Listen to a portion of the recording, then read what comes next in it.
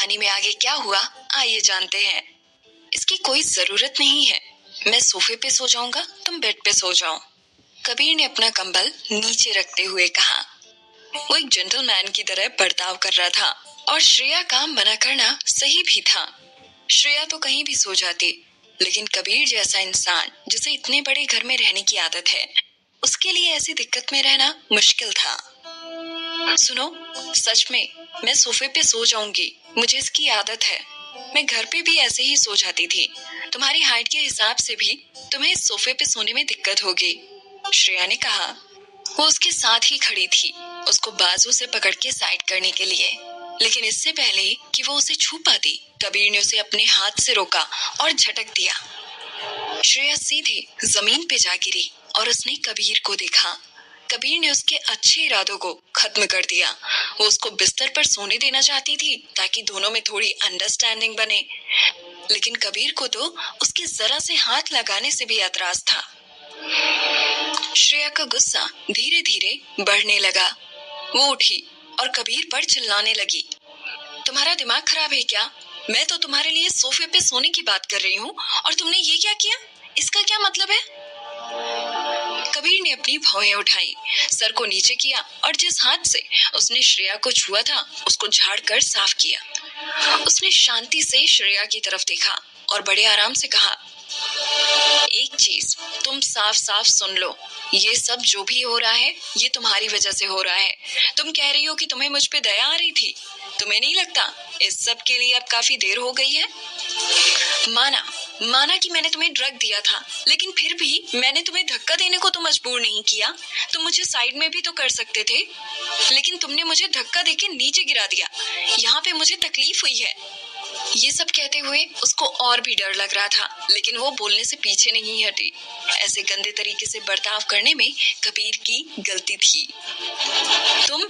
जब कबीर को समझ आया कि श्रेया ने क्या कहा, तो उसको ये यकीन नहीं हुआ कि एक औरत इस तरीके से कैसे बात कर सकती है। उसको और भी ज्यादा गुस्सा आ रहा था।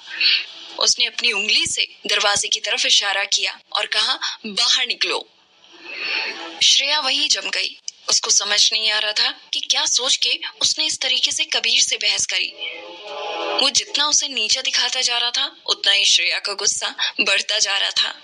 उसको घूरते घूरते ही वो अचानक से उस पर कूद पड़ी। ओ नो, उधर एक चूहा है। मुझे चूहों से बहुत डर लगता है। क्योंकि कबीर को श्रेया पसंद नहीं थी, तो श्रेया ने ठान लिया कि अब वो उसको और भी ज्यादा परेशान करेगी। मैं इसको छोड़ूंगी ही नहीं। कबीर को कुछ हो रहा था। जब उसका खुशबूदार और मुलायम शरीर उसमें लिपटा हुआ था, तो कबीर के शरीर में कंपन सी हुई। उसने श्रेया को नीचे उतारने की कोशिश की। छोड़ो मुझे।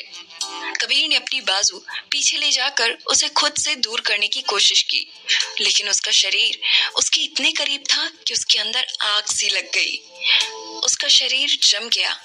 हालांकि श्रेया भी अच्छी खासी लंबी थी, लेकिन कबीर के सामने नहीं। उसका शरीर बिल्कुल सिल्क के जैसा नरम और पानी के जैसा ढल जाने वाला था। कबीर को श्रेया के नाजुक होने का एहसास हुआ। श्रेया ने कबीर को बाजुओं से पकड़ा हुआ था। बेशक उसके हाथ छूने में ठंडे थे, पर थे बहुत आरामदायक। लेकिन इस वक्त तक कबीर की बॉडी श्रेया के छूने से काफी गर्म हो चुकी थी। अरे नहीं, ड्रग्स का असर तो बहुत पहले ही खत्म हो जाना चाहिए था, कबीर ने मन ही मन सोचा। लेकिन उसका शरीर साफ तौर पर सॉफ्ट तरीके से रिएक्ट कर रहा था। मैं नहीं छोड़ूंगी। उधर एक चूहा है। मुझे चूहों से डर लगता है। वो उससे लिपटी रही और मरते दम तक भी उसे छोड़ेगी नहीं। श्रेया ने एकदम से कबीर के हाथ को अपनी कमर पर आते हुए महसूस किया। उसने श्रेया को पीछे की तरफ खींचा और उसको नीचे फेंक दिया। श्रेया ने कबीर को भी अपने साथ ही नीचे खींच लिया। अब वो दोनों जमीन पर पड़े थे। जब तक कबीर ने अपना होश संभाला, उसके सामने श्रेया के गुलाबी मुलायम होंठ थे।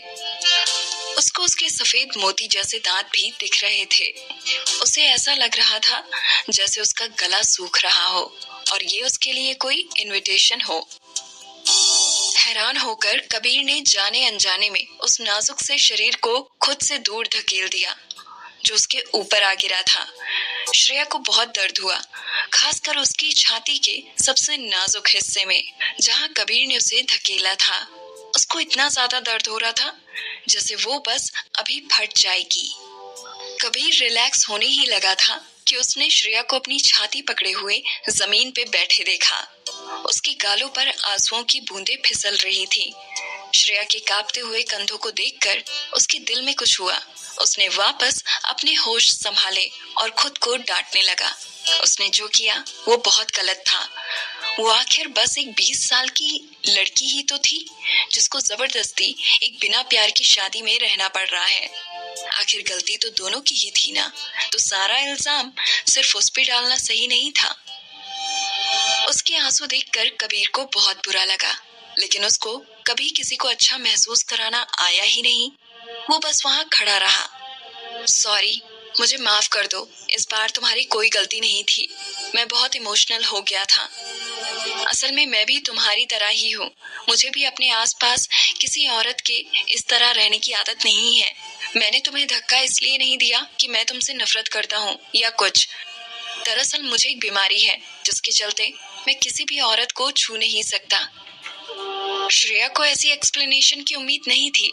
उसने हैरान और कंफ्यूज्ड होकर अपनी आंसुओं से भरी आंखें ऊपर उठाई। कबीर ने सोचा क्योंकि अब उन्हें साथ रहना है तो उसे श्रेया को अपनी बीमारी के बारे में बता देना चाहिए। एक गहरी सांस छोड़ते हुए उसने कहा, मुझे आदमियों से कोई दिक्कत नहीं होती, लेकिन सभी औरतों के पास मुझे अजीब लगता है। और सिर्फ इतना नहीं है कि मैं बस उन्हें छू नहीं सकता, यहाँ तक कि मेरी बॉडी पर रैशेस हो जाते हैं, उल्टी होने लगती है और मेरा खून उल्टा बहने लगता है। इसीलिए मैं तुमसे दूर रह रहा था। श्रेया को कुछ समझ नहीं आ रहा था। हैरान होकर उसने पूछा, ऐसी बीमारी सच में होती है या ये कोई मानसिक बीमारी है? कबीर वहीं बैठा था, उसकी कमर एकदम सीधी, हमेशा की तरह। वो देखने से तो बिल्कुल ठीक ठाक लग रहा था। उसकी आंखें कुएं में ठहरे पानी की तरह शांत लग रही थी। उसको अब तक इस सब की आदत हो चुकी थी। आखिर वो 30 सालों में अनगिनत डॉक्टरों से इस बीमारी के सिलसिले में मिल चुका था, लेकिन ये बात बाहर किसी को भी नहीं पता थी। वो देखने में थोड़ा थका हुआ लग रहा था। उसने अपना माथा हल्की सी मुड़ी हुई उंगली से खुजाते हुए कहा, तुम्हें ये बात बाहर किसी को नहीं बतानी है, इसे राज रखना है। मैं तुम्हें ये सिर्फ इसलिए कह रहा हूँ क्योंकि हमें अब साथ रहना है। मेरा परिवार चाहता था कि मैं तुमसे शादी करूं, क्योंकि उन्हें लगता है कि तुम मेरी बीमारी ठीक कर सकती हो। क्योंकि मैंने तुम्हें छुआ है, इसलिए मुझे तुमसे शादी करनी पड़ी। तो ये थी असलियत। बहुत दुख की बात है कि उनको ऐसा लग रहा था। असल में श्रेया उसकी बीमारी का इलाज नहीं कर सकती थी। वो जानती थी कि जो भी उनके बीच हुआ वो सिर्फ उसकी कुछ बेवकूफियों और गलतियों के चक्कर में हुआ। श्रेया ने शर्म से अपना सिर हिलाया। बिल्कुल, तुम्हारी कोई गलती नहीं कि तुम्हें ये बीमारी है। आई एम सॉरी, मैंने तुम्हें छुआ। मुझे इसके बारे में कुछ नहीं पता था। मैं वादा करती हूँ मैं दोबारा तुम्हें हाथ नहीं लगाऊंगी। कबीर ने श्रेया को सवालिया नजरों से देखा। उसकी आंखें कबीर पर जमी हुई थी और उसके चेहरे पर एक हल्की सी मुस्कान थी। कबीर ने अपनी नजरें उससे हटाई और बोला, ठीक है, चलो फिर अब सोते हैं। श्रेया ने तेजी से हाँ में सिर हिलाया। उसने अपनी जख्मी छाती को हाथ से मसला और उठ गई। मैं सोफे पर सोऊंगी। कोई जरूरत नहीं है। कबीर जाकर सोफे पर लेट गया। अपनी गलती के चलते श्रेया ने उसे फिर से छूने की हिम्मत नहीं की। उसने एक कंबल ढूंढा और उसमें घुस गई। लाइट बंद करने के बाद कमरे में अंधेरा छा गया। उनकी सांसें हवा में मिल गई और धीरे धीरे सारे कमरे में फैल गई। इस कहानी में आगे क्या हुआ जानने के लिए सुनते रहिए मुझे यानी आरजे खुशी को।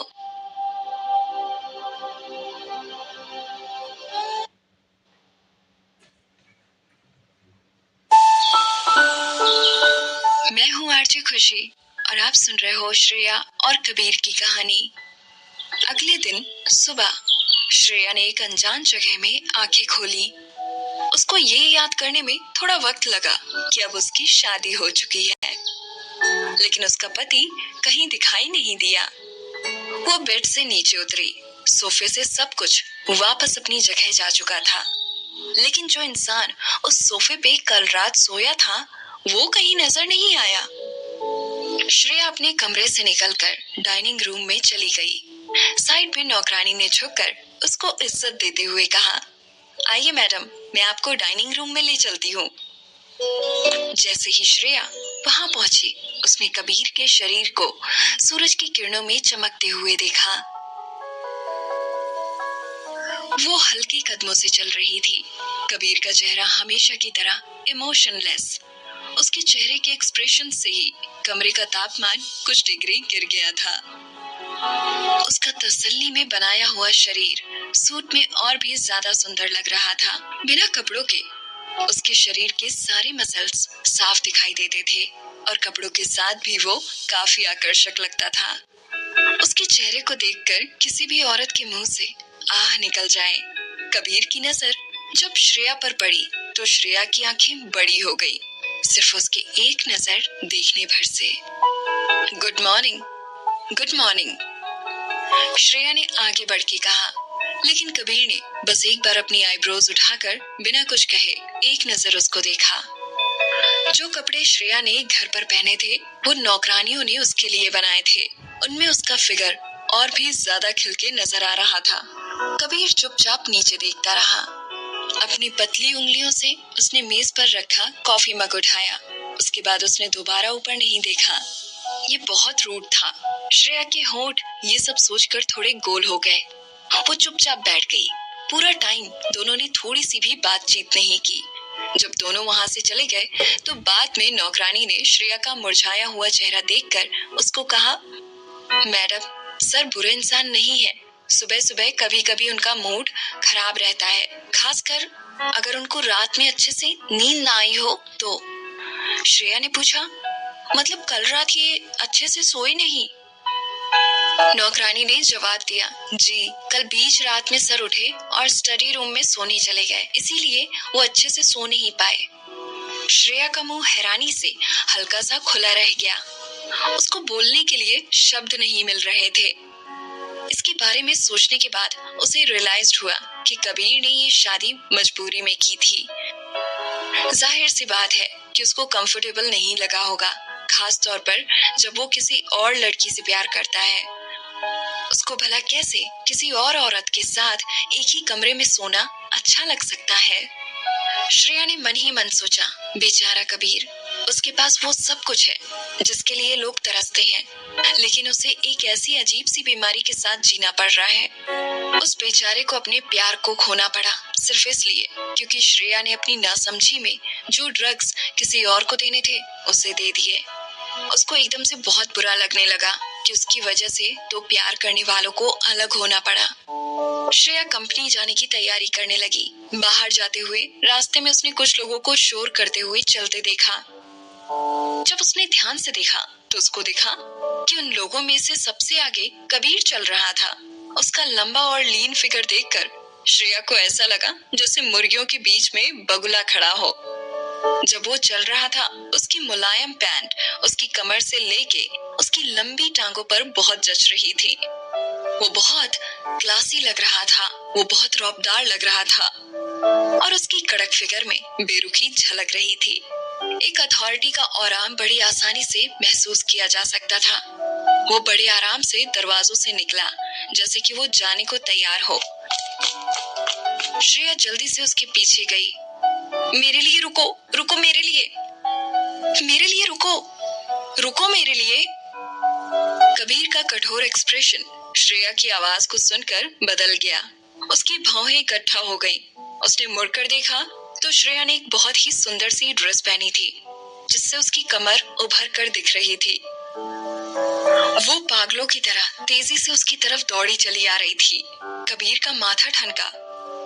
उसके लहराते हुए काले बाल उसके गोरे चेहरे को और भी ज्यादा निखार रहे थे। वो एकदम सफेद बर्फ जैसी लग रही थी। कबीर ने लंबी सांस भरी और उससे अपनी नजरें फेर दोबारा चलने लगा। मुझे अपने साथ ले जाओ कबीर, मुझे कंपनी जाना है। मैं किसी को बोलकर तुम्हें वहां भिजवा दूंगा, कबीर ने कहा। श्रेया ने जल्दी से कहा, ओ तुम मुझे बस स्टैंड तक छोड़ सकते हो, मुझे एक गाड़ी देने की जरूरत नहीं, बिना मतलब पैसे बर्बाद होंगे। कबीर गुस्से में बोला, कपूर खानदान इतना भी गरीब नहीं है कि उनके घर की बहू को बसों के धक्के खा के पैसे बचाने की जरूरत पड़े। वो श्रेया को देखता रहा और थोड़ी देर कुछ सोचने के बाद बोला, अंदर आओ। ये सुनते ही श्रेया खुश हो गई और जल्दी से कार में घुस गई। जल्दी जल्दी में उसने कबीर को ठोकर मार दी। कबीर की कार बहुत बड़ी थी। ये वो कार नहीं थी जिससे ये लोग कल आए थे। कार की सीटें लेदर से बनी थी और अंदर एक भीनी सी खुशबू से कार महक रही थी। कबीर ने श्रेया के जूतों के निशान देखे और गुस्से से पूछा, तुम्हारे जूते इतने गंदे क्यों हैं? श्रेया ने नीचे झुककर अपने पैरों के निशान देखे। शर्म से वो हंसने लगी और बोली, मेरे पास जूते नहीं हैं। कबीर के फेस के हाव भाव ना बदलते हुए देखकर उसने कहा, तुम्हें इतना बुरा किस बात का लग रहा है? मैंने ये कोई जानबूझकर थोड़े ही करा है। मेरे पास बस एक ही जूतों की जोड़ी है। कबीर ने श्रेया की तरफ देखा। उसने उसके कपड़ों को ध्यान से देखा। उसके कपड़े गंदे थे। उसने पिछले दिन वाले ही कपड़े पहने थे और वो ढंग से तैयार भी नहीं हुई थी। उसने कहा, पहले मैं तुम्हें कुछ कपड़े खरीदने के लिए ले चलता हूँ। ये सुनकर श्रेया ने कहा, मेरे कपड़े ठीक है। वो दरअसल मैं और कपड़े साथ नहीं लाई।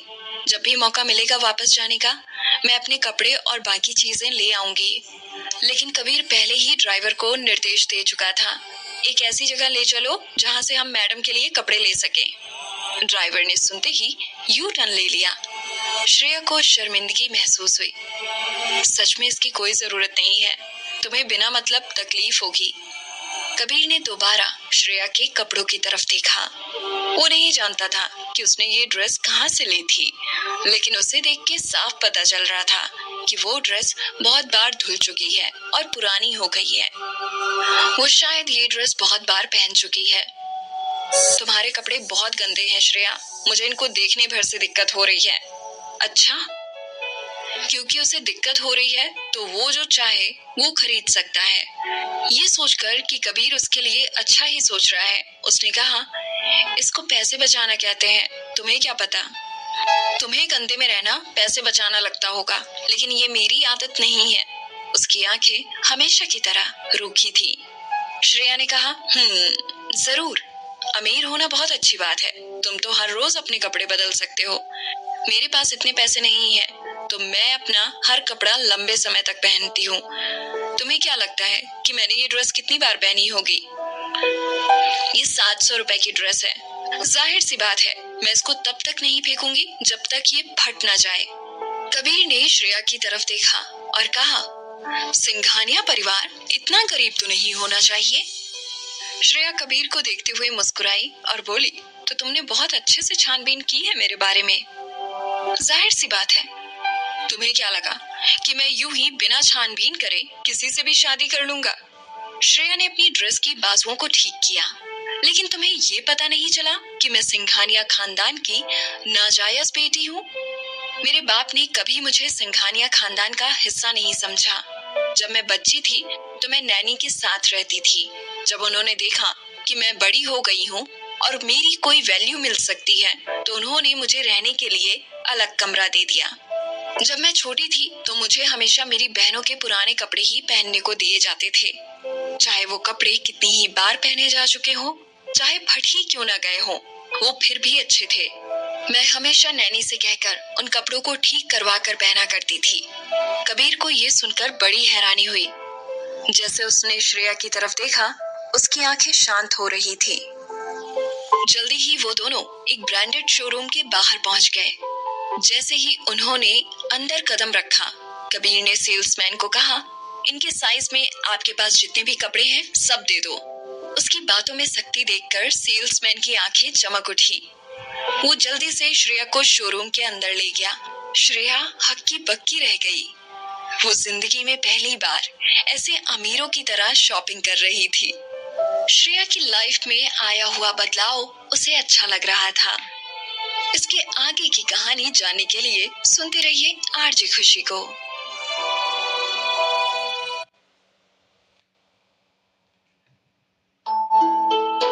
मैं हूँ आरजे खुशी और आप सुन रहे हो श्रेया की कहानी। आइए जानते हैं श्रेया की लाइफ में आगे क्या हुआ। श्रेया ने अपनी पुरानी ड्रेस बदलकर एक सुंदर सी स्कर्ट पहन ली। वो ड्रेस उस पर बहुत अच्छी लग रही थी। श्रेया का लुक एक ही दम से बदल गया। श्रेया ने सारे कपड़े एक एक करके पहन कर देखे। सेल्स गर्ल ने खुशी खुशी उसकी मदद करी और उसे सारे कपड़े दिखाए। उधर साइड पे कबीर बड़े ठाट से बैठा अखबार पढ़ रहा था और कॉफी पी रहा था। हालांकि श्रेया ने शुरुआत में मना किया था, लेकिन शोरूम में आने के बाद वो सब भूल गई। वो पूरे शोरूम में घूम रही थी, हर चीज को भौचक्की होकर देख रही थी। सच में ऐसा लग रहा था जैसे उसने कभी भी अच्छे कपड़े नहीं पहने थे। जब कबीर ने सर ऊपर करके देखा तो श्रेया उसके सामने एक बहुत सुंदर हरे रंग का गाउन पहने खड़ी थी। उस गाउन में उसकी सफेद स्किन और भी ज्यादा सुंदर लग रही थी। वो बारिश के बाद किसी नदी जैसी लग रही थी, ताजा और आंखों को सुकून देने वाली। वो उस ड्रेस में बहुत ज्यादा सुंदर और सेक्सी लग रही थी और साथ ही प्यारी भी। सेल्स गर्ल ने उसको देखा और मुस्कुराते हुए उसकी तारीफ की। इस ड्रेस में आप बहुत सुंदर लग रही हैं मैम। ऐसा लग रहा है जैसे ये ड्रेस आपके लिए ही बनी है। श्रेया को अपनी तारीफ सुनकर शर्म आ रही थी। कबीर उसकी तरफ देख रहा था। सच में वो उस ड्रेस में बहुत खूबसूरत दिख रही थी। हालांकि वो आमतौर पर इतनी सुंदर नहीं दिखती थी। उसका स्त्रीत्व उभर कर बाहर आ रहा था। वो खुद को रोक नहीं पाया और छुप छुप कर 2 बार उसको फिर देखा। जैसे ही उसने देखा कि श्रेया उसको देख रही है तो उसने जल्दी से अपनी नजरें घुमा ली। कबीर अब पूरी तरीके से संतुष्ट था। उसने किसी को बिल लाने का इशारा किया और सेल्स गर्ल से कहा, इनको जो भी कपड़े पसंद आए हैं सब बांध दो और कपूर विला भिजवा देना। श्रेया दंग रह गई। उसने अपनी चमकती हुई आंखों से कबीर को देखा। वो बहुत ज्यादा अमीर था। जाहिर सी बात है, सेल्स गर्ल बहुत खुश थी। उसने खुश होते हुए दोनों को शोरूम के बाहर तक छोड़ा और श्रेया को बाहर खड़ी मर्सिडीज की तरफ खुशी से जाते हुए देखकर उसको उससे जलन हुई। वो जल्दी ही कंपनी पहुंच गए। उसने कार से उतरने से पहले जल्दी से कबीर को शुक्रिया कहा। नवी उसको 7 स्टार होटल के हॉल में ले गई जहां ऑडिशन हो रहे थे। चलते हुए नवी ने उसको सख्ती से कहा, आज तुम्हारे लायक एक रोल है, लेकिन अगर तुम पिछली बार की तरह बीच ऑडिशन से भाग गई तो दोबारा कंपनी में पैर रखने की हिम्मत मत करना। तुम्हें सच में लगता है तुम रिया के जैसी हो? अगर तुम्हें भी अपनी पसंद के रोल करने हैं तो पहले उसकी जैसी बनो। माना कि वो बहुत ज्यादा फेमस नहीं है, लेकिन फिर भी वो एक बहुत बड़ी सेलिब्रिटी है। बेहतर होगा तुम अपने ऑडिशंस को सीरियसली लो और ये फालतू के बहाने बनाना बंद करो। श्रेया ने मन में सोचा, रिया के पास सिंघानिया परिवार के पैसों की कोई कमी नहीं है, तो जाहिर है कि वो फेमस है। वहीं दूसरी तरफ उसकी सौतेली माँ ने उसको आगे बढ़ने से रोकने में कोई कमी नहीं छोड़ी। और तो और अगर श्रेया को कोई रोल मिलता भी था तो वो हमेशा अपनी टांग बीच में अड़ाती थी। लेकिन फिर भी उसने उनकी वजह से खुद को रुकने नहीं दिया। वो लड़ने से पहले ही हार मान के लौटना नहीं चाहती थी। आज रोल के लिए अच्छे से ऑडिशन देना, नवी ने कहा। इस बार जो इन्वेस्टर है वो बहुत अमीर है। वो जाने माने कपूर खानदान से हैं। कोई नहीं जानता वो कितने अमीर और ताकतवर हैं। चाहे तुम ऑडिशन में फेल भी हो गई तो भी अगर तुम उसे पसंद आ गई तो तुम्हारे करियर के लिए बहुत अच्छा रहेगा। श्रेया अब और कुछ सुन नहीं पाई। उसका पूरा ध्यान रिया और राहुल ओबराय पर चला गया था, जो कि उसी की तरफ आ रहे थे। रिया बहुत सुंदर लग रही थी और राहुल लंबा और हैंडसम लग रहा था। जब दोनों एक दूसरे के साथ चल रहे थे तो सारी नजरें उन्हीं पर थी। वाह रिया, वो उसके साथ जरूर उसका मंगेतर है। मैंने सुना है ये जल्द ही सगाई करने वाले हैं। कितनी सुंदर जोड़ी है दोनों की। रिया की किस्मत सच में बहुत अच्छी है। इससे पहले कि श्रेया वहां से वापस लौट पाती, राहुल ने उसको आवाज लगा दी, श्रेया तुम यहाँ क्या कर रही हो? रिया वहीं रुक गई और ना चाहते हुए भी वो पीछे मुड़ी। जब वो लोग उसकी तरफ आ रहे थे तो उसने रिया को उसे बहुत गंदे तरीके से घूरते हुए देखा। श्रेया ने बिना मन के मुस्कुराते हुए राहुल को जवाब दिया, वो मैं यहाँ ऑडिशन के लिए आई थी। राहुल ने उसके कपड़ों की तरफ देखा। उसको लगा कि श्रेया काफी बदली बदली सी लग रही है। वो काफी तरोताजा और खूबसूरत दिख रही थी। तुम कहाँ चली गई थी? तुम्हारा परिवार तुम्हें उस दिन से हर जगह ढूंढ रहा है। तो राहुल को अभी भी हालात के बारे में कुछ नहीं पता था। वो बस इतना जानता था कि सिंघानिया परिवार तकलीफ में था। उसकी सौतेली माँ दिव्या हमेशा उसको कोसती रहती थी। वो उसे घटिया और नमक हराम लड़की समझती थी। श्रेया रिया की उड़ी हुई शक्ल देखकर एक कड़वी हंसी हंसने लगी और बोली, मैं बिल्कुल ठीक हूँ।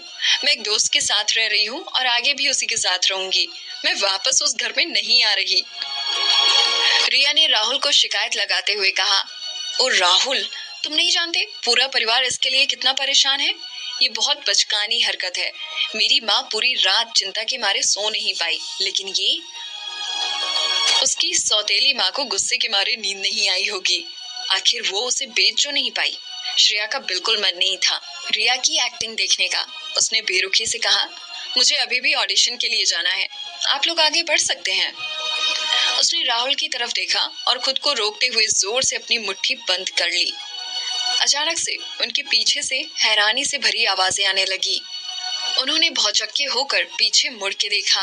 उधर सूट बूट में कई बॉडीगार्ड रास्ते से सबको हटा रहे थे। उनके बीच से कबीर कपूर आया। उसने काले रंग का सूट पहना था, जैसे वो रात का रखवाला हो, रहस्यमय और सबसे परे। श्रेया सुन्न रह गई। उसको वहां देखकर उसे लगा जैसे वो कोई सपना देख रही हो। रिया की चमकदार आंखें कबीर से हट ही नहीं रही थी। उसने उस सुंदर इंसान को अपने पास से गुजरते देखा। कबीर ने उसकी तरफ देखा तक नहीं। अपने अभिमानी एक्सप्रेशन के साथ वो ऐसा लग रहा था जैसे कोई बहुत बड़ा राजा हो जो किसी को अपने करीब आने नहीं देता था। राहुल, ये कौन है? देखने से तो जाना पहचाना लग रहा है। रिया ने राहुल से पूछा। वो अपनी उत्सुकता छुपा नहीं पाई। वहीं दूसरी ओर जब कबीर ने श्रेया की तरफ देखा, श्रेया शर्म के मारे खुद को जमीन में गाड़ देना चाहती थी। रिया का कमेंट कान में पड़ते ही श्रेया झटके से होश में आई। उसने रिया को सिर झुका के ये कहते सुना कि क्या वो मुझे देख रहा है। श्रेया अब एक मिनट भी वहां नहीं रुक सकती थी। वो वहां हो रही हलचल के बीच से निकलकर भाग गई। कुछ ही देर बाद उसने पीछे से रिया की आवाज सुनी। श्रेया, अच्छा होगा अगर तुम घर चली जाओ। रिया ने उसका मजाक उड़ाते हुए कहा, ये मत सोचना कि मैं राहुल के लिए तुम्हारे इरादे नहीं जानती। तुम उसके लिए बिल्कुल भी सही लड़की नहीं हो। उसकी जल्दी ही मुझसे सगाई होने वाली है। अगर तुम खुद को इंसान समझती हो तो उससे फ्लर्ट करना बंद करो। अपने आप को देखो, तुम एक नाजायज औलाद हो। तुम्हारे दिमाग में ऐसा ख्याल आया भी कैसे कि राहुल जैसा लड़का तुम्हारे जैसी लड़की में इंटरेस्ट लेगा। रिया की बात सुनकर श्रेया का दिल टूट गया। रिया बहुत घिनौनी नजरों से उसे घूर रही थी। तुम्हारे पास मौका भी था समाज के ऊपरी दर्जे के लोगों में घुसने का, राघव ओबराय से शादी करके। बड़े दुख की बात है, तुमने दिमाग नहीं लगाया क्या? तुम्हें लगा कि तुम्हारा राहुल ओबराय के साथ कोई चांस है? अगर तुम्हारा हो गया हो तो क्या मैं जा सकती हूँ? अगर कोई और भी होता तो श्रेया को फर्क नहीं पड़ता, लेकिन वो राहुल का नाम सुनना नहीं चाहती थी। श्रेया ने बाहर जाने के लिए कदम बढ़ाए, लेकिन रिया ने उसको वापस पीछे खींच लिया। ये तुम मुझे किस तरीके का घमंड दिखा रही हो? रिया ने गुस्से में बौखला कर कहा। अब अगर तुम झुक कर मेरे जूते से मिट्टी चाटो तो मैं शायद तुम्हें ये रोल देने के बारे में सोच सकती हूँ, वरना जब तक मैं हूँ भूल जाओ कि तुम्हें मैं किसी भी बड़ी कंपनी में रोल मिलने दूंगी। मैं हूँ आरजे खुशी और आप सुन रहे हो श्रेया की कहानी।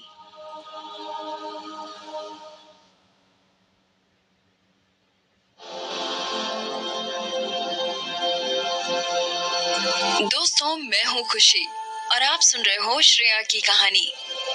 श्रेया को रिया की बात सुनकर बड़ा अचंभा हुआ। उसने कहा, तुम्हें क्या लगता है तुम कौन हो? समझती क्या हो खुद को तुम? रिया श्रेया को याद दिलाने के लिए थप्पड़ मारने ही वाली थी, लेकिन अचानक से उसके सुंदर चेहरे के भाव बदल गए। एक ही दम से वो बड़े प्यार से बोली, जो भी हो तुम्हें जल्दी घर लौट आना चाहिए। आखिर मैं तुम्हारी बड़ी बहन हूँ, मुझे तुम्हारी फिक्र है। श्रेया ने हैरानी से उसके बदलते हुए भाव देखे। वो कुछ समझ नहीं पा रही थी। उसने पीछे मुड़कर देखा। उसको पता ही नहीं चला कबीर कब उसके पीछे आकर खड़ा हो गया था। एकदम से रिया ने पीछे खड़े इंसान को बड़े आकर्षण के साथ देखा और उसकी आंखें चमक उठी। कबीर का सुंदर चेहरा देखकर उसने एकदम से खुद को ठीक ठाक करना शुरू कर दिया। उसने नई नई सर्जरी कराई थी। और वो उस वक्त काफी सुंदर भी लग रही थी। उसको पहले लगा था कि राहुल ओबेरॉय परफेक्ट है, वो बहुत सुंदर है और बेहद अमीर भी। लेकिन कबीर के सामने राहुल को खुद भी अपने कम होने पर शर्म आने लग जाए। उसका ऑरा सबसे अलग था और साफ तौर पर जाहिर था कि वो बाकी मर्दों से बहुत अलग था। रिया उसकी तरफ बहुत आकर्षित हो रही थी और अपना आपा खोने ही वाली थी। लेकिन कबीर ने उसको बस एक नजर देखा और फिर उसने अपनी नजरें श्रेया के सहमे हुए चेहरे पर टिका दी। वो डर के मारे सफेद पड़ गई थी। उसका चेहरा सुबह जैसा था वैसा नहीं लग रहा था। उसकी लंबी पलकें तेजी से फड़फड़ा रही थी। वो ऐसे लग रही थी जैसे किसी पालतू पपी को किसी ने अभी अभी छोड़ दिया हो। क्या तुम्हारी तबीयत ठीक नहीं है? कबीर ने चेहरे पे बिना किसी एक्सप्रेशन के श्रेया को पूछा। श्रेया कांप रही थी। उसने बड़ी मुश्किल से अपना सर ऊपर उठाया, बोली, नहीं मैं ठीक हूँ, मेरे साथ चलो। उसने रिया को दोबारा देखा तक नहीं, बल्कि वो बड़े कदम लेते हुए वहां से चला गया। श्रेया एक पल के लिए वहीं जम गई। कबीर के असिस्टेंट ने उसे कबीर के पीछे जाने का इशारा किया। बिना किसी चॉइस के श्रेया उसके पीछे तेजी से चल दी। उधर रिया वहीं खड़ी थी। उसके चेहरे का रंग उड़ गया था और वो हैरानी से जोर से बोली, श्रेया उस इंसान को जानती है? ये नहीं हो सकता, वो कुछ भी नहीं है, वो तो एक डी लिस्ट सेलिब्रिटी तक नहीं है। लेकिन ये इंसान असल में है कौन? उसके बारे में कुछ बहुत अलग है। रिया इस सब में बहुत माहिर थी। वो जानती थी कि जो हाथ से बनी हुई कलाकारी वाला सूट उस इंसान ने पहना है वो बहुत खास है और हर कोई उसे नहीं खरीद सकता। वो ब्रांड बहुत ही ज्यादा महंगी है। राहुल उसे अपनी सगाई के लिए खरीदना चाहता था, लेकिन उसको नहीं मिल पाया था। रिया को जलन हो रही थी। वो श्रेया को जाते हुए देख रही थी और उसको उससे नफरत हो रही थी। श्रेया कबीर के पीछे चलती रही। मदद के लिए शुक्रिया, उसने कबीर से कहा। कबीर ने बिना देखे उसको पूछा, लेकिन तुम यहाँ क्या कर रही हो? श्रेया ने जवाब दिया, ओ वो मैं एक रोल के लिए ऑडिशन देना चाहती थी, तो मैं यहाँ निर्देशक से मिलने आई थी ताकि वो मुझे ऑडिशन देने का मौका दे। ओ, कबीर ने उसके हरे गाउन की तरफ देखा। वो उस कपड़ों में बेहद खूबसूरत लग रही थी। ठीक है, जब तुम्हारा काम हो जाए तो मेरे पास ही आ जाना, मैं तुम्हें घर ले जाऊंगा। ठीक है, श्रेया ने सिर हिलाया। लेकिन तुम यहाँ क्या कर रहे हो? मेरा परिवार इस होटल का मालिक है, उसने साफ साफ कहा। अच्छा, इसलिए? श्रेया ने मन में सोचा। वो बड़ी हैरान थी। इतना बड़ा होटल? उसने कबीर को बाय बोला और अपना काम करने चली गई। उसको जाते हुए देखकर कबीर अपने असिस्टेंट की तरफ मुड़ा और उसने पूछा, ये यहाँ ऑडिशन देने के लिए आई है? श्रेया जिस ओर गई थी उस दिशा में देखते हुए असिस्टेंट ने जवाब दिया, जी सर, मैडम एक फिल्म में रोल के लिए ऑडिशन देने आई है, जिसमें आपकी फैमिली पैसे लगा रही है ताकि उनके होटलों की प्रमोशन हो। जल्द ही शूटिंग शुरू हो जाएगी। आपके छोटे भाई इसमें मुख्य भूमिका निभा रहे हैं। कबीर ने उसी दिशा में देखा जिधर श्रेया गई थी और अपना मुंह नीचे करते हुए असिस्टेंट को निर्देश दिया, बाहर जाओ और कुछ इंतजाम करो। श्रेया जब अंदर गई तो उसको निर्देशक को ढूंढने के लिए बहुत मेहनत करनी पड़ी। वो बेशर्मी से उसके सामने चली गई और बोली, हेलो सर। निर्देशक ने हैरानी से उसकी तरफ देखा और पूछा, और आप कौन हैं? ओह, मेरा नाम श्रेया है, मैं एक अभिनेत्री हूँ। निर्देशक सब समझ गया और उसने जल्दी से श्रेया को जवाब दिया, देखो, अगर तुम ऑडिशन के बारे में बात करने आई हो तो मेरी असिस्टेंट से बात करो, ये सब मामले वो ही देखता है। ये निर्देशक बहुत फेमस था और उसका काम अव्वल दर्जे का था। इनके इस तरह नजदीक आना इतना आसान नहीं था, लेकिन इस तरीके के काम में कभी कभी मोटी चमड़ी का होकर ही काम निकलता था। मैं जानती हूँ सर, मैं यहाँ रोल मांगने नहीं आई हूँ, मैं तो बस आपसे मिलकर आपको ये बताना चाहती थी कि जब से मैंने ग्रेजुएशन की है तब से मैं आपसे बहुत इंस्पायर हुई हूँ। जितना भी काम आपने बतौर निर्देशक किया है उसे सबने बहुत सराहा है। आपका निर्देशन अतुलनीय है। सब जानते हैं कि अगर आपने कोई प्रोजेक्ट हाथ में ले लिया तो वो सुपर हिट ही होगा। मैं तो बस आपको। ठीक है, निर्देशक ने बिना ज्यादा रुचि लिए जवाब दिया, मुझे मक्खन लगाने से कुछ नहीं होगा, मैंने तुम जैसी कई लड़कियां देखी हैं। अगर मैंने एक बार ना कह दिया तो उसका मतलब ना ही है। श्रेया जब भी उससे बात करना चाहती थी, इससे पहले वो अपना मुंह खोलती और कुछ कहती, वो पीछे मुड़कर वहां से चला गया। उसने मुड़कर एक नजर भी उसे नहीं देखा। श्रेया उसके पीछे जाने के अलावा कुछ नहीं कर सकती थी, लेकिन वो तेजी से अंदर चला गया। अंदर से एक निर्माता बाहर निकला। श्रेया को देखकर वो मुस्कुराते हुए उसकी तरफ बढ़ा। हेलो, अगर मैं गलत नहीं हूँ तो तुम श्रेया हो, है ना? वो हैरान थी। उसने जल्दी से स्माइल करते हुए कहा, जी हाँ सर, आप मुझे जानते हैं? हाँ, मैंने तुम्हारे शो देखे हैं। हालांकि तुम्हें ज्यादा बड़े रोल नहीं मिले, लेकिन तुम अच्छी अदाकारा हो, तो तुम्हें रोल चाहिए? श्रेया ने बड़ी धीमी आवाज में कहा, मैं तो बस ऑडिशन देने का एक मौका चाहती हूँ। निर्माता ने उसकी बात सुनकर कहा, ठीक है, मैं निर्देशक सर से बात करता हूँ। तुम आज से कुछ दिन बाद ऑडिशन देने के लिए आ सकती हो। श्रेया ने हैरानी से उसको देखा। उसको यकीन नहीं हो रहा था। क्या सच में? हाँ बिल्कुल, तुम बस दिल लगा के मेहनत करो। उसके बाद श्रेया वापस उसी जगह चली गई जहाँ कबीर ने उसे आने को कहा था। वो अंदर बैठा था और उसके हाथ में कुछ कागजात थे जिन्हें वो पढ़ रहा था। उसने आंख उठाकर देखा तो उसको श्रेया के चेहरे पे हल्की सी खुशी के भाव दिखे। जब उसने मुस्कुराया तो उसकी आंखें बड़े आकर्षक ढंग से लगभग बंद हो गई। तुम बड़ी खुश लग रही हो, उसने कहा। श्रेया ने बोलना शुरू किया, बिल्कुल, मुझे एक बहुत बड़े निर्देशक ने ऑडिशन के लिए बुलाया है। मैं जानती थी जब तक मैं कोशिश करती रहूंगी मुझे उसका फल भी मिलेगा। मेरा भी नाम इस इंडस्ट्री में बन रहा है।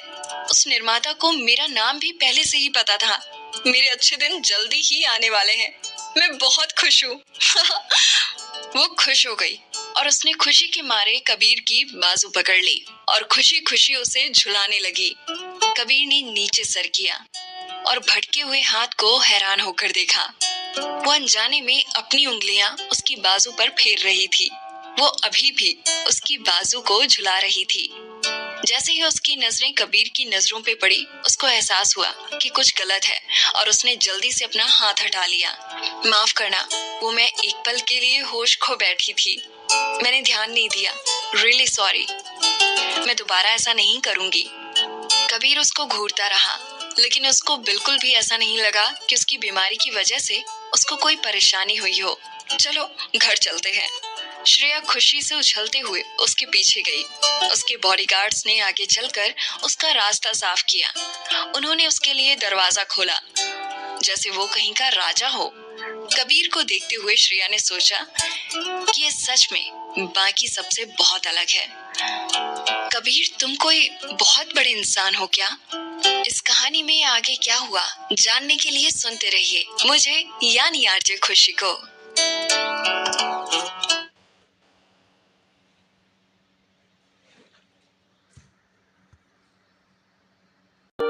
दोस्तों, मैं हूँ खुशी और आप सुन रहे हो श्रेया की कहानी। कहानी में आगे क्या हुआ, आइए जानते हैं। श्रेया ने कहा, लेकिन तुम्हारे पास कितने पैसे हैं मुझे इससे कोई फर्क नहीं पड़ता, क्योंकि जो भी हो हम डिवोर्स तो ले ही लेंगे। कबीर हंसने लगा। चलो अच्छी बात है, तुम्हें ये पहले से ही पता है। श्रेया उसकी कार में बैठ गई। उसने कबीर के चेहरे की सुंदर बनावट को देखा और देखती रह गई। वो इस तरफ से किसी सुंदर गढ़ी हुई मूर्ति जैसा लग रहा था। वो जितना उसे देख रही थी उतना ही उसकी तरफ आकर्षित हो रही थी। कबीर ने एक नजर उसकी तरफ देखा तो उसने देखा कि वो टांगे चौड़ी करके बैठी थी। उसने गुस्से में कहा, तुम थोड़ा ढंग से बैठ सकती हो, एक औरत की तरह। श्रेया ने एकदम से सर नीचे करके देखा और जल्दी से अपनी ड्रेस की तरफ देखते हुए अपनी टांगे पास लाई। सच में वो कैसे भूल सकती है कि उसने ड्रेस पहनी है। जब उसने सर ऊपर करके देखा तो उसकी आंखें कबीर की आंखों से मिली, जिनमें नामंजूरी जाहिर थी। उसने बिना कुछ सोचे कहा, क्या? जैसे तुमने तो पहले कभी मुझे देखा ही नहीं। कबीर का चेहरा गहरा गया। क्या तुम थोड़ा भी एक औरत की तरह रह सकती हो? उसने बड़ी जोर से बिना डरे मना किया। कबीर के पास बोलने को शब्द नहीं थे। आज से पहले किसी औरत ने उस पे इस तरह चिल्लाने की हिम्मत नहीं की थी। एक पल के लिए उसे समझ नहीं आया कि वो कैसे रिएक्ट करे। देखो, मैं चाहता हूँ कि ये शादी हम दोनों के लिए सुखद और शांतिपूर्ण हो। क्या तुम्हें नहीं लगता कि तुम्हें भी इसकी जिम्मेदारी लेनी चाहिए? आखिरकार ये सब तो तुम्हारी ही वजह से हो रहा है। तुम तो ऐसे बोल रहे हो जैसे उस रात मैंने तुमसे जबरदस्ती करी कि मेरे कपड़े उतारो। मैंने सिर्फ तुम्हें ड्रग्स दिए थे, मैंने तुम्हें वो सब करने को नहीं कहा था। कबीर के चेहरे के भाव और भी गंभीर हो गए थे। लेकिन मुझे बहुत अच्छे से याद है कि तुम्हें भी बहुत मजा आया था। तुम भी मुझसे लिपटी हुई थी और मुझे छोड़ नहीं रही थी। मुझे अभी भी याद है, तुम अपनी उंगलियां चबा रही थी जब तुम्हें बहुत आनंद आ रहा था, और तुम्हारा चेहरा भी इतना लाल हो गया था जैसे अभी खून कभी भी बहने लग जाए। श्रेया का चेहरा एकदम से लाल पड़ गया। कबीर अपनी नजर उससे हटा ही नहीं रहा था। श्रेया के चेहरे से गर्मी निकल रही थी। ऐसा लग रहा था मानो उसका चेहरा जल रहा हो। मुझे ऐसा कुछ बिल्कुल भी याद नहीं है। ये सब तुम्हारी कल्पना होगी। मुझे बहुत अच्छे से याद है कि वो सब बहुत दर्दनाक था, क्योंकि वो तुम्हारा पहली बार था। तुम कुछ भी नहीं जानते थे और तुमने बिल्कुल भी ध्यान नहीं रखा। हे! अचानक कबीर श्रेया के करीब आया और उसका चेहरा श्रेया के बिल्कुल सामने आ गया। जैसे ही उसने उसके लाल चेहरे को देखा, उसने महसूस किया वो ऐसी कोमल थी। उसका स्त्रीत्व निखर कर सामने आ रहा था। कबीर की गहरी काली आंखों में एक शरारत थी। श्रेया ने जब उसकी आंखों में देखा तो वो जल्दी से पीछे हो गई। दोनों के बीच इतनी कम दूरी होने के कारण पूरी कार की हवा अचानक गर्म हो गई थी। कबीर के शरीर की गर्मी श्रेया को साफ महसूस हो रही थी। देखो, बिल्कुल ऐसे ही। उसके चेहरे का रंग देखकर वो मुस्कुराया। तुम चाहती हो कि मैं तस्वीर खींचकर तुम्हें दिखाऊं? श्रेया ने उसके हाथ पर हल्का सा थप्पड़ मारा और उससे दूर होकर वापस अपनी सीट पर बैठ गई। वो दोनों कार के बाहर देखने लगे जैसे कुछ हुआ ही नहीं हो। लेकिन कार में अभी भी गर्मी महसूस की जा सकती थी और वो धीरे धीरे और भी बढ़ रही थी। श्रेया के चेहरे से इस कदर गर्मी निकल रही थी कि उसने दोबारा मुड़कर कबीर को देखने की हिम्मत नहीं की। वो कैसे भूल सकती थी? उसका भी वो पहली बार था और वो इतनी जल्दी यूं ही लापरवाह होकर राजी हो गई थी। उसको बहुत बुरी तरह सताया गया था। अपने चेहरे को हाथ से छूते हुए उसने मायूस होकर सोचा कि क्या उसका चेहरा सच में इतना लाल हो गया था? फिर ड्राइवर ने दोनों के बीच की अजीब चिंता को दूर करते हुए कहा, सर, मैडम, हम पहुंच चुके हैं। श्रेया ने हड़बड़ी में कार का दरवाजा खोला, लेकिन अचानक कबीर ने उसका हाथ पकड़कर उसको रोका। उसने पीछे देखा और कहा, क्या कर रहे हो तुम? कबीर ने कहा, तुम भाग क्यों रही हो? क्या ऐसा हो सकता है कि तुम्हें शर्म आ रही है? मुझे अकेला छोड़ दो। श्रेया ने उसका हाथ दूर धकेल दिया और जल्दी से घर के अंदर चली गई। हे! जब उसने श्रेया को पीछे से जाते हुए देखा, उसने जोर से अपना सिर हिलाया। कबीर इत्मीनान से कार से बाहर निकला। श्रेया को इस तरह देखकर उसका मूड अच्छा हो गया था। श्रेया कुछ कदम ही आगे बढ़ पाई थी कि दरवाजे के पास एक अनजान महिला दिखाई दी। तुरंत उसको देखकर श्रेया के मन में आया, ये काफी सुंदर और एलिगेंट औरत है। श्रेया वहीं खड़ी रही। उसके पीछे कबीर ने उधर रुककर उस महिला को देखा। उसने खराश भरी आवाज में पुकारा, काव्या। काव्या उसकी प्रेमिका थी। एक बार उस महिला को देखने के बाद श्रेया को समझ आने लगा कि कबीर को किस तरीके की लड़कियां पसंद हैं। उसके लंबे काले बाल हवा में लहरा रहे थे, चमकदार, और वो इतनी सुंदर लग रही थी कि जैसे कहीं दूर से अप्सरा आई हो। उसने एक सफेद जैकेट पहनी थी। उसने नीचे ग्रे ड्रेस पहनी थी। वो ब्राइट, बुद्धिमान, सुंदर और उदार दिख रही थी। साफ पता चल रहा था कि वो ऊपर से नीचे तक एक अमीर सुंदरी थी। श्रेया को समझ नहीं आ रहा था कि उसे क्या करना चाहिए।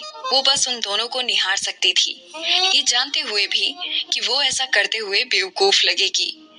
कबीर और काव्या एक दूसरे के पास खड़े थे और साथ में बहुत अच्छे लग रहे थे। वो जाहिर तौर पर एक बहुत सुंदर और फैशनेबल लड़की थी। वो बिल्कुल भी श्रेया जैसी नहीं थी। अगर कबीर और काव्या की जोड़ी हो तो उनको साथ में देख के हर कोई जलता। मुड़कर अपना सिर ऊपर किया और गुरूर से श्रेया को देखा। उसको कुछ देर घूरने के बाद उसने दोबारा कबीर पर अपनी नजरें टिका दी। इस गंभीर सिचुएशन में श्रेया को कुछ समझ में नहीं आया तो उसने कबीर की तरफ देख के कहा, मेरे कपड़े धुले हुए नहीं है, मैं जाकर अपने कपड़े धो लेती हूँ। वो तेजी से दौड़कर घर के अंदर चली गई। काव्या ने श्रेया की तरफ इशारा करते हुए कबीर से कहा, ये किस तरह की लड़की को उठाकर तुम घर ले आए हो? कबीर ने उसको पूछा, क्या तुमने वो मैसेज पढ़ा जो मैंने तुम्हें भेजा था? मैं जानता हूँ सब कुछ बहुत जल्दी हो गया और बात इस हद तक पहुंच गई है, लेकिन मैं कुछ नहीं कर सकता था। मैं जानता हूँ तुम बहुत दुखी हो, गुस्से में हो, लेकिन ये सब अब सच्चाई है।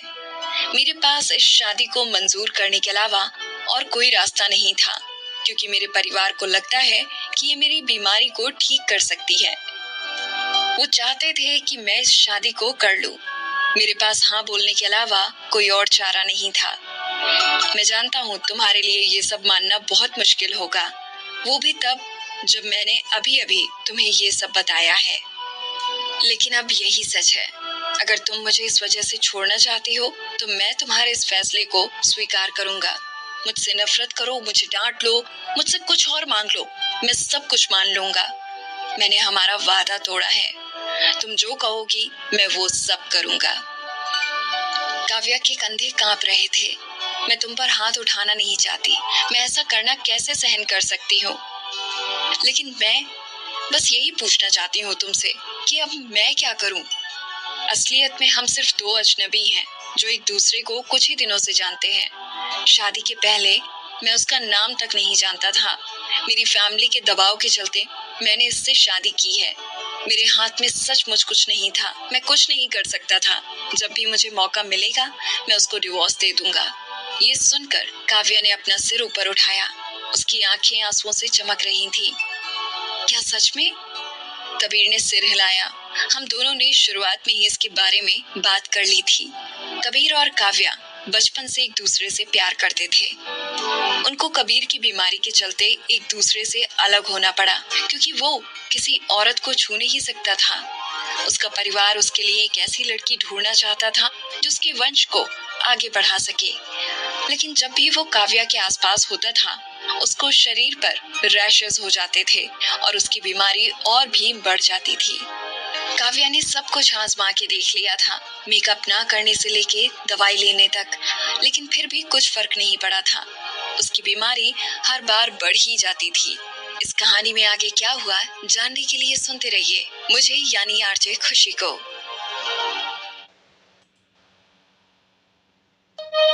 मैं हूँ आरजे खुशी और जानते हैं कहानी में आगे क्या हुआ। काव्या ने सोचा था कि एक दिन वो और कबीर एक साथ रहेंगे। आखिर वो इतना जिद्दी और अड़ियल था, लेकिन उसने कभी भी ये नहीं सोचा था कि ये लड़की अचानक से यूं उसकी जिंदगी में आ जाएगी। आई एम सॉरी काव्या, मैं तुम पर कोई इल्जाम नहीं लगाऊंगा। अगर तुम्हें किसी और से खुशी मिलती हो तो मैं तुम्हें कैसे छोड़ सकती हूँ कबीर? हम इतने सालों से साथ हैं, मुझे तुम्हारे बिना जीना नहीं आता। बहुत छोटी उम्र से ही मेरी ख्वाहिश थी एक दिन तुमसे शादी करने की। काव्या को देखकर कबीर का दिल पसीज गया। ठीक है काव्या, मैं बस तुम्हें तकलीफ में नहीं देखना चाहता। इस पर काव्या ने मुस्कुराते हुए कहा, मुझे भरोसा है कि तुम एक ना एक दिन उसे डिवोर्स दे दोगे। मैं तुम्हारा इंतजार करूंगी। उधर श्रेया के चेहरे का रंग उड़ा हुआ देखकर नौकरानी को लगा कि वो शायद गुस्से में है। वो उसके पास गई और बड़े ध्यान से बोली, मैडम, सर और काव्या मैडम बचपन से बहुत अच्छे दोस्त हैं, इसीलिए वो बहुत करीब हैं। उनके बीच ऐसा कुछ नहीं हुआ है, उनका रिश्ता बिल्कुल बेदाग है। ओह, श्रेया जानती थी कि नौकरानी को गलतफहमी हुई है। उसने तेजी से अपने हाथ हिलाते हुए कहा, मेरा वो मतलब नहीं था। ऑफ कोर्स उनका रिश्ता बहुत अच्छा होगा, लेकिन क्या ये दोनों एक दूसरे को बहुत लंबे समय से जानते हैं? जी हाँ, ये तो एक दूसरे को तब से जानते हैं जब ये पैदा हुए थे। इतने लंबे समय से? श्रेया ने मन ही मन सोचा। फिर तो इनका रिश्ता काफी बढ़िया होगा। जी हाँ, काव्या मैडम बहुत गुस्से वाली हैं, लेकिन कबीर सर हमेशा उनके सामने हार मान लेते हैं। ये लोग बचपन से ऐसे ही हैं, लेकिन मुझे इनका रिश्ता एकदम भाई बहन जैसा लगता है। मैडम, अच्छा होगा अगर आप गुस्सा ना हो, आप तो जानती ही हैं कि सर की बीमारी के चलते वो किसी औरत को छू नहीं सकते। जाहिर सी बात थी, श्रेया को ये सब पता था। अंदर ही अंदर उसे कबीर के लिए बहुत बुरा लग रहा था। वो जिस लड़की से प्यार करता है, वो उसके सामने होते हुए भी उसको छू नहीं सकता था। उसने पता नहीं इतने सालों तक ये सब कैसे सहन किया। श्रेया नाराज नहीं थी, वो बस ये सब जानना चाहती थी।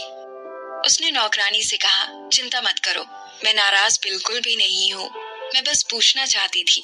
मैं कबीर को समझ सकती हूँ, मैं उससे गुस्सा नहीं होंगी। श्रेया की ये बात सुनकर उस नौकरानी को श्रेया और भी अच्छी लगने लगी। उसने कहा, मैडम, आज तक मैं जितनी भी औरतों से मिली हूँ, आप उनमें सबसे सुंदर हैं और आप बहुत अच्छी हैं। आप और सर साथ में बहुत अच्छे लगते हो। आप देखना, आप लोग आगे भी हमेशा बहुत खुश रहोगे। श्रेया को बिल्कुल गुस्सा नहीं आया। शुरुआत से ही वो जानती थी कि ये शादी सिर्फ एक कॉन्ट्रैक्ट है और कबीर ने उससे कुछ नहीं छुपाया और सब कुछ पहले ही साफ बता दिया था। इसीलिए गुस्सा होने का तो कोई मतलब ही नहीं बनता था।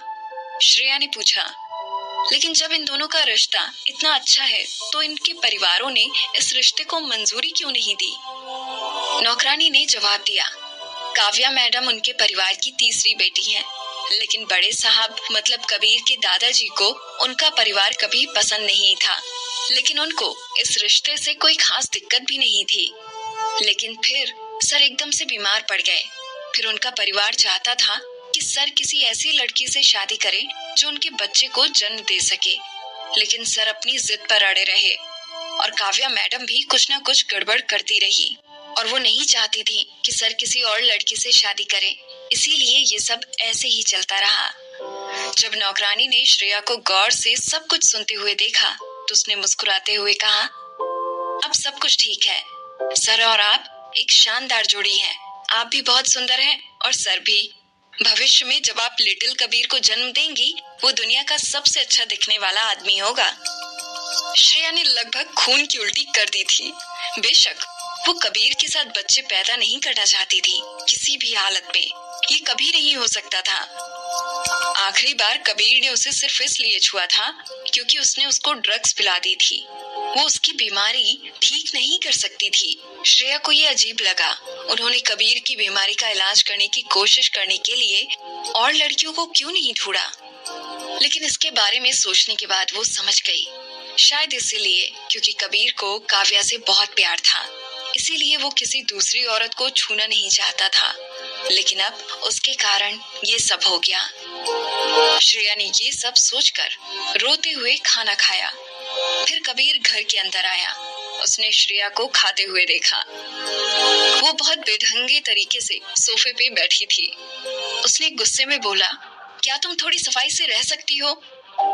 मैंने अपने हाथ धो लिए हैं, अब ये कैसे साफ नहीं है? कबीर उसको अपने हाथों से खाना खाते हुए देखता रहा और उसको अब और भी ज्यादा गुस्सा आ रहा था। हाँ, बिल्कुल सही कहा तुमने। तुम्हें नहीं है तमीज ढंग से खाना खाने की। हर कोई काव्या की तरह नहीं होता। जब मैं बहुत छोटी थी तभी मेरी माँ गुजर गई थी। मेरे बाप ने कभी मुझे अपनी बेटी नहीं समझा और मेरी माँ मुझे बेच देना चाहती थी पैसों के बदले में। तो किसी ने मुझे तमीज नहीं सिखाई।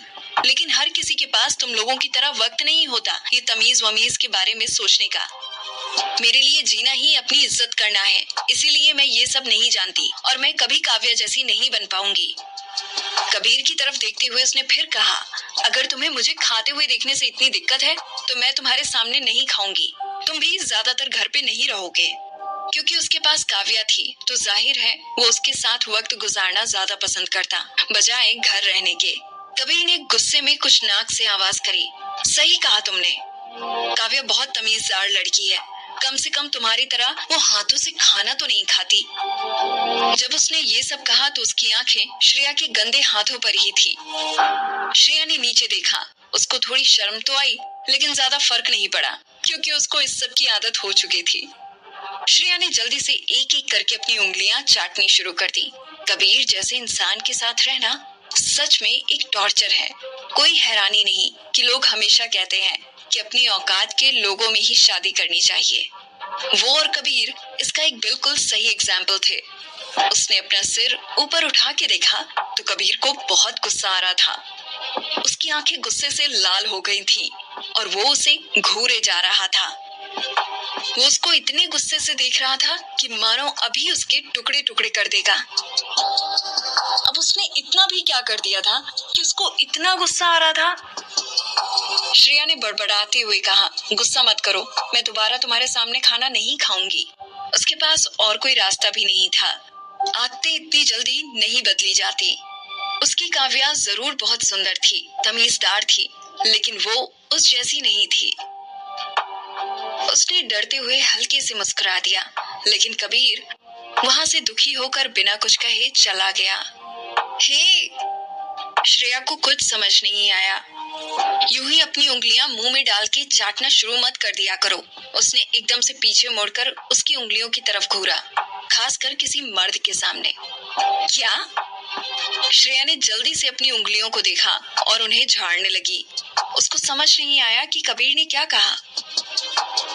कबीर ने सिर हिलाते हुए सोचा, ये लड़की सच में कितनी बेवकूफ है। उसके बाद जल्दी से श्रेया हाथ मुंह धोकर बेडरूम में चली गई। कबीर उधर टांग पर टांग रखकर सोफे पे बैठा था। उससे धीमी धीमी खुशबू आ रही थी और वो बहुत ही सुंदर और तरोताजा लग रहा था। उसकी बॉडी पर लाइट पड़ने की वजह से वो और भी शानदार लग रहा था।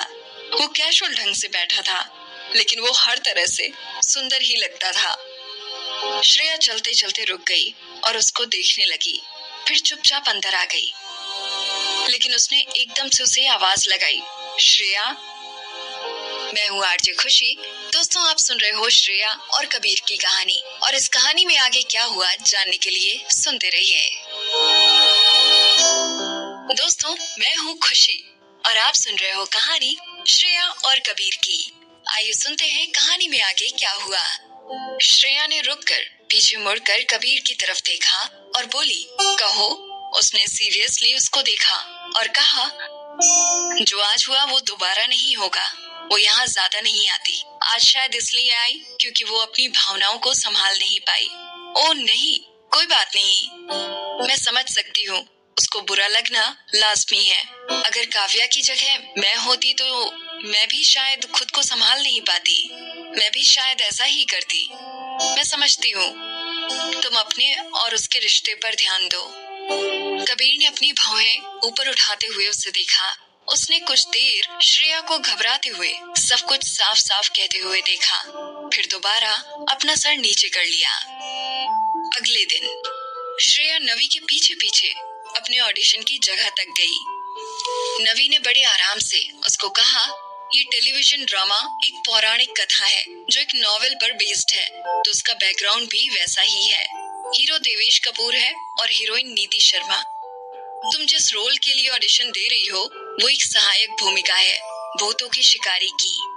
ये एक जरूरी रोल है, तो अगर तुम्हें ये रोल मिल जाता है तो तुम्हारे लिए काफी अच्छा होगा। श्रेया ने ध्यान से सब समझते हुए सिर हिलाया।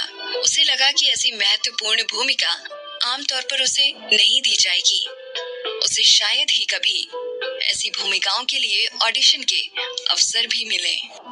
स्वाभाविक रूप से वो ऑडिशन के लिए एक्साइटेड थी। उसने कहा, मुझे ये मौका देने के लिए मैं कंपनी की आभारी हूँ।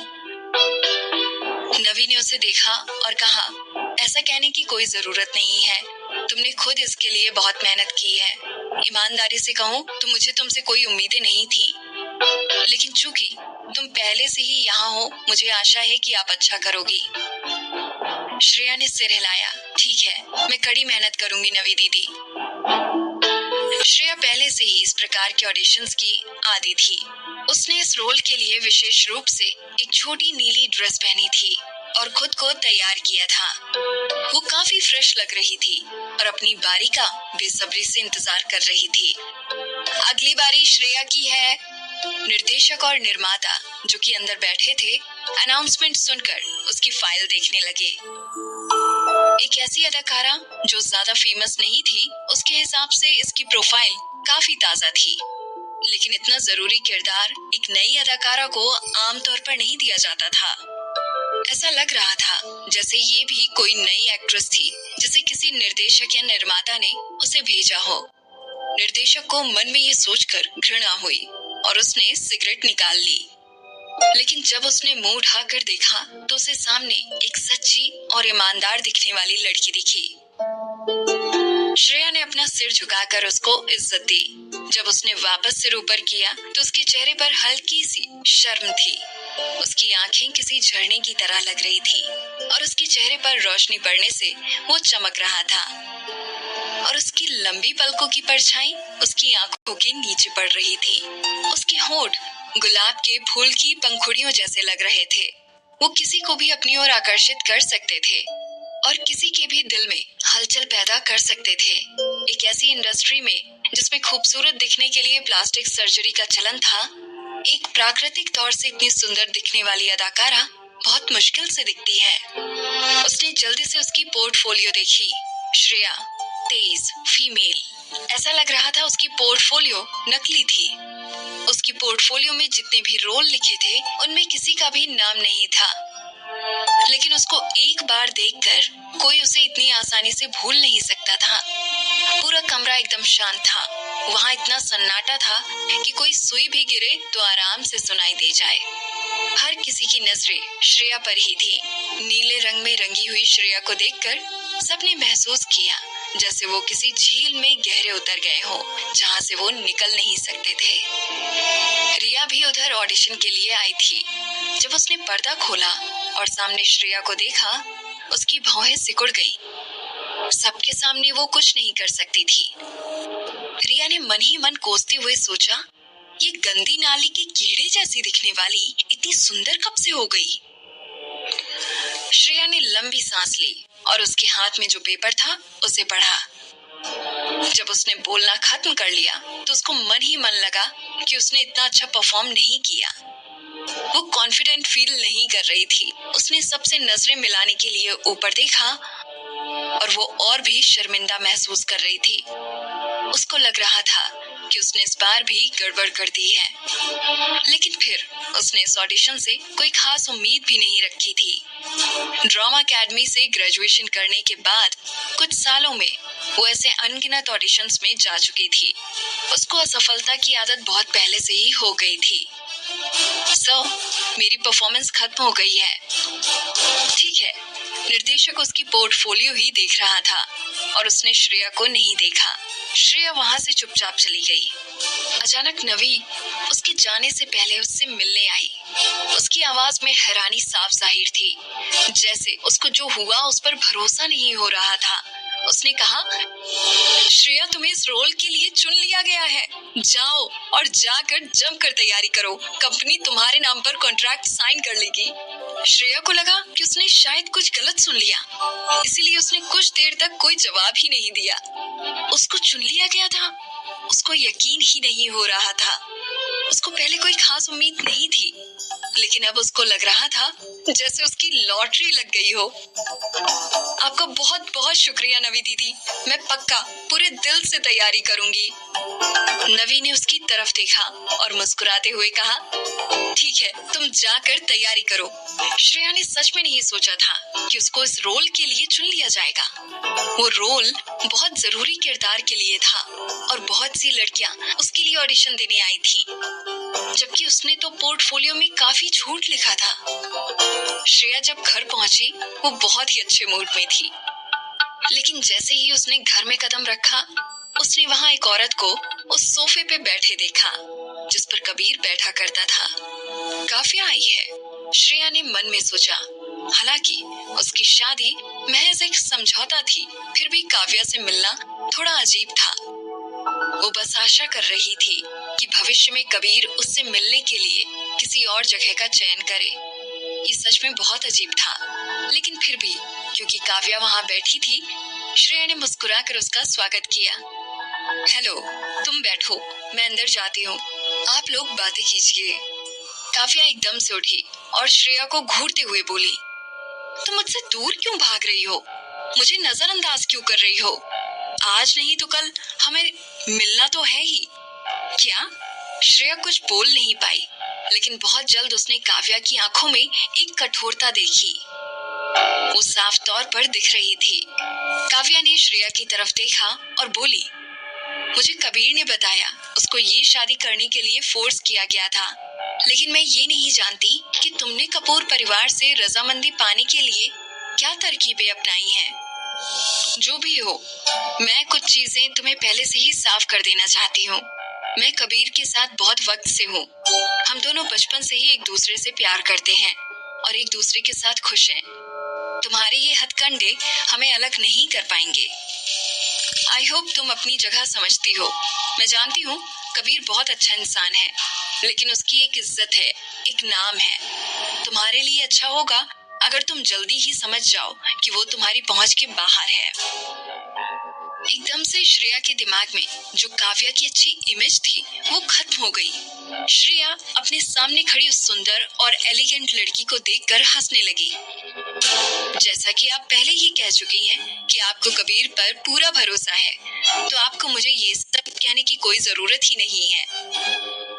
आप फिक्र मत करिए मिस काव्या, मैं भी कबीर से शादी करना नहीं चाहती थी। वो बस एक हादसा था। मैं आप लोगों के रिश्ते के बीच में नहीं आऊंगी। जैसा कि आपने कहा, आप दोनों को एक दूसरे पे भरोसा है। आप प्लीज कबीर पर भरोसा करना जारी रखिए। ये देखकर कि श्रेया ने कितनी आराम से और लापरवाही से ये सब कह दिया, काव्या के चेहरे के भाव बदल गए। हाँ, मुझे उस पर भरोसा है, लेकिन मैं इस बात को नजरअंदाज नहीं कर सकती कि वो कमाल का है। उसके पीछे बहुत लड़कियां पागल हैं। ना तो तुम पहली हो और ना ही आखिरी। मिस श्रेया, मैं तुम्हें वार्निंग दे रही हूँ, ध्यान से रहना। कबीर मुझसे और सिर्फ मुझसे प्यार करता है। वो किसी और लड़की के जाल में नहीं फंसेगा। अगर मुझे पता चला कि तुमने उसके साथ कुछ भी किया है, मैं तुम्हें छोड़ूंगी नहीं। इस कहानी में आगे क्या हुआ जानने के लिए सुनिए अगला एपिसोड।